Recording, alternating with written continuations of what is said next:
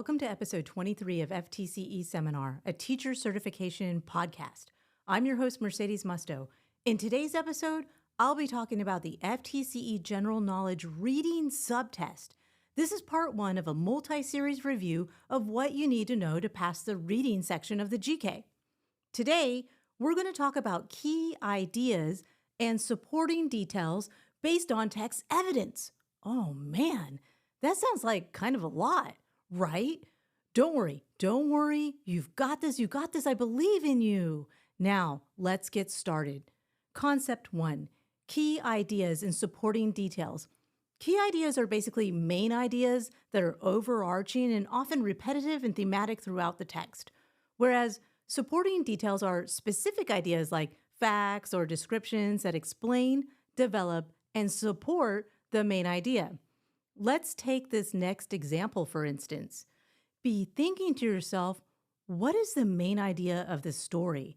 Now listen as I read the following story synopsis. In Disney's animated feature, The Lion King, a young lion named Simba will one day inherit the kingdom of his regal lion father, Mufasa.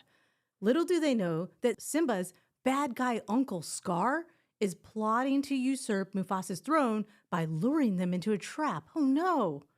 Simba escapes by the skin of his teeth, but loses his noble father, Mufasa, in an untimely death. Simba feels like this is all his fault and flees.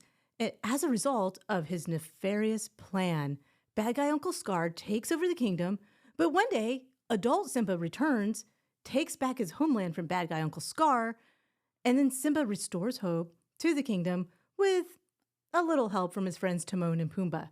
Wow, that's kind of a lot. There's a lot going on in that story. So what's the main idea of this story? Okay, this is a multiple choice. Is it A, after living in the jungle and singing really cool songs, Timon and Pumbaa help Simba get back home? Or is it B, bad guy Uncle Scar lures Simba and Mufasa into a stampede of wildebeests to usurp the throne? Or C, after his father, Mufasa's death, a young lion named Simba overcomes great adversity and returns to inherit the kingdom.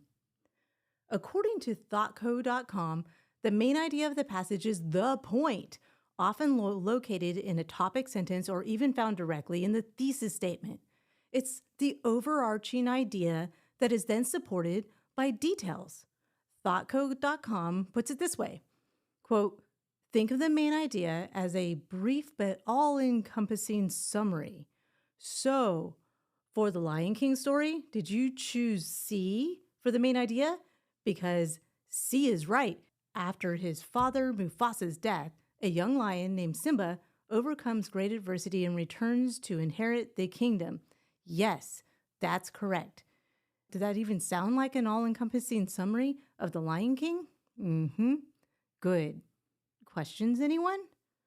Yes, you had your hand raised. Now that you know what the main idea is, where do you find the main idea? Oh, well, I'm glad you asked. Still referencing thoughtco.com, the main idea can literally and typically be found in the first and last paragraphs of a passage. More informational text will be set up this way. The writer will state the main idea in the introductory paragraph and then restate it using different words in the conclusion. Wait a minute, you said the main idea was typically found in the first or last paragraphs.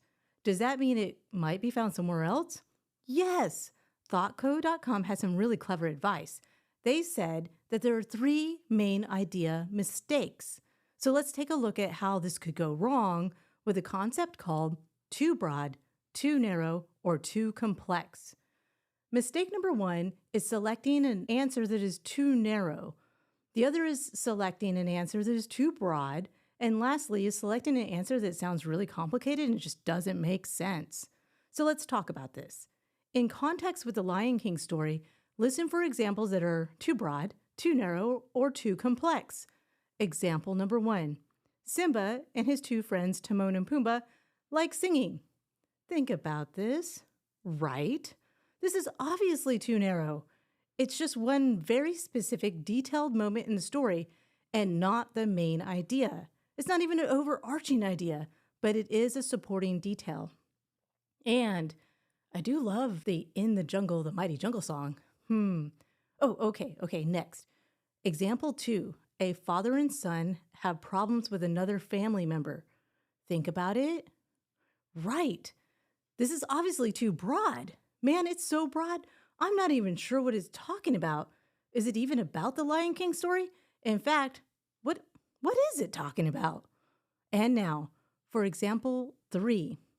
A middle-aged lion struggles to raise his young son in a suburban community when he is suddenly faced with an envious family member's plot to destroy his psychological well-being and personal happiness over a real estate deal gone wrong.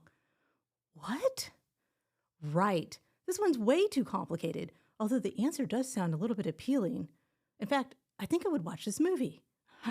Okay, the point is, when you're reading selected passages on the FTCE exam, you'll encounter some main idea questions. So let's review. We know the key or main idea of a passage is the overarching theme, and we can find it using 3 strategies. Number 1, the main idea is often located in the first paragraph of a passage, and it's called a topic sentence or a thesis statement. Number 2, the main idea can also be found in the conclusion paragraph, as the author of this passage seeks to restate or summarize the point of the selected reading. And lastly, number 3, the main idea is typically repeated throughout the passage in the form of overarching themes, so you can look for the repetition of themes and ideas. For example, the main idea of this passage is about main ideas. How cool is that? For more practice with reading strategies, visit ftceseminar.com to study for the test. The important thing is to start studying today so you can pass the teacher certification exam. Well, what are you waiting for? Check us out on YouTube at FTCE Seminar and start studying today. This podcast was recorded at the Pickens Multimedia Studio at the University of West Florida.